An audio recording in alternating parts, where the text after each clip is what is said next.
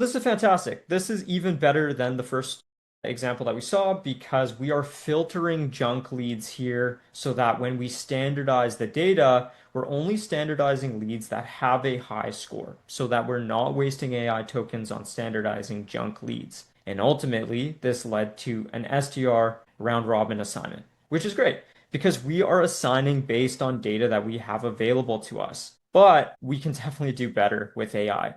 And that is what's going to lead us through our third and final example of our progression of AI, which is assigning based on AI data. And how are we going to get better with AI assignment there? And so up to this point, we've talked about outcomes that Emery mentioned in the previous slides, better match rates, both internally and externally, better reporting, and validation of data. Now let's talk about how we can assign actually utilizing data that we source from AI.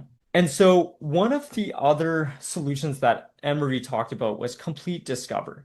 And what this tool serves to do is exactly like Anne-Marie mentioned, it is an experimental playground for teams to test their AI prompts and refine and iterate on them. And so that when you feel confident with what you're getting from your prompts, you can go ahead and copy and paste this directly into your flow inside of Salesforce and then operationalize the data that you're getting from AI. So this is based in Google Spreadsheets here. It's a Chrome extension. What we're giving it is the first name, last name, and company as context. And then in this particular example, we're using a cybersecurity kind of scenario industry example where we're trying to source recent security incidents, hiring trends, regulatory pressure, as well as the intent rating. And ultimately, the intent rating is what we're going to use to actually route this to the correct person. So this data seems like we're getting good information. And I see we've got a question from David here. How do you make sure it gets accurate information returned?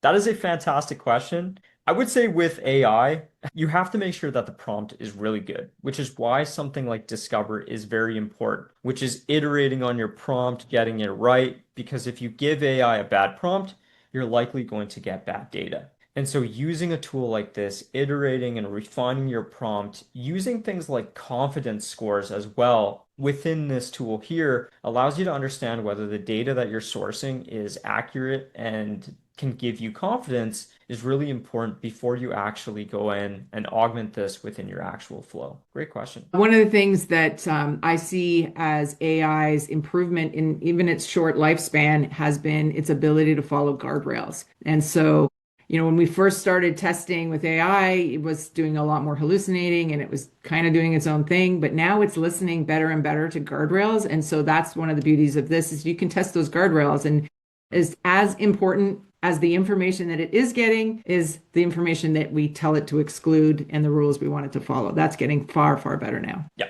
Yeah, that's a great point. So we've seen that we've, built out these prompts, we're confident with them. Now we actually want to augment them within a flow. So this is going to be our third and final progression with AI. And as you can see, we're slowly building more and more AI into our flows until we have something that is now much more comprehensive and much more automated using something like AI. And it's going to be a lot more precise. So I'm going to go ahead, I'm going to delete this lead here. And I'm going to actually create the exact same lead. So I'll go Ben Moore, title can be CMO, Nara Bread as that. And I'll give it a random phone number here. So go ahead and enter this lead into our Salesforce the exact way that we did before. But the main difference here is going to be that we are still going to go through the lead quality score check. This lead is likely going to be a good lead as we saw earlier. Then we are going to get into our AI enrichment and standardization. So this is the same standardization from the initial flow, but what we've done is we've simply added more fields that we actually want AI to enrich. So we have the same title standardization prompt that we have here, but if we scroll down, we can see recent security incidents, hiring trends, regulatory pressure. All of these we simply copy and pasted from Complete Discover because we've refined and we feel confident in the prompt that we have. So we can go ahead and use that within our flow here now. We've just simply copy and pasted it over. Now we are going to also save record at this step. And what that means is we're going to save the data points directly at the step so that we can use it later on in our flow. And so when we get to the intent rating, we're going to do the exact same thing. We're going to copy and paste this information directly from Complete Discover into our flow, and we're going to use the fields based on the recent incidents, hiring trends, and regulatory pressures to assign a risk receptive score being low, medium, high, or very high. And we're also going to save the record at this step to then be used later on in the flow. So if there's an account matched, again, we'll do an account-based assignment. If there's not, we're then going to check the intent rating filter. So based on the intent rating, if it's low, we're going to assign this to the marketing team to have them requalify the lead. If it is a medium intent rating, we are going to assign this to the SDR round robin pool. And if it is high, we're going to assign this to a security consultant. And if it's very high, we're going to assign this to a senior security consultant.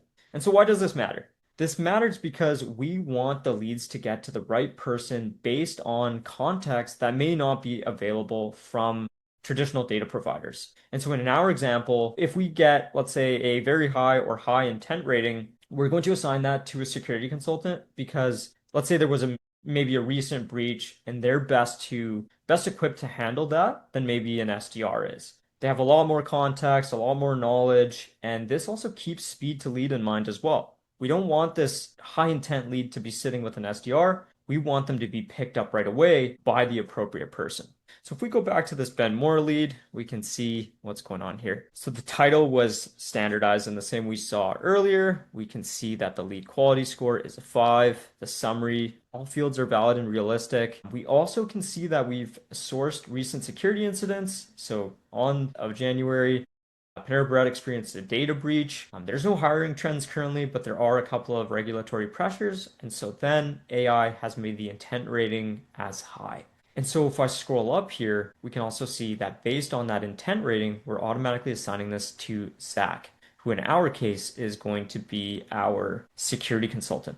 So here we can see that we've assigned it based on that data point as well. So all of this again is configurable. So if you're wanting to change up what determines a high intent rating or what sources you will consider to be more stronger than others, all of that is configurable for your team using AI. And it just makes the routing a lot more precise. And to Anne-Marie's point, we're getting a lot of really great outcomes using AI.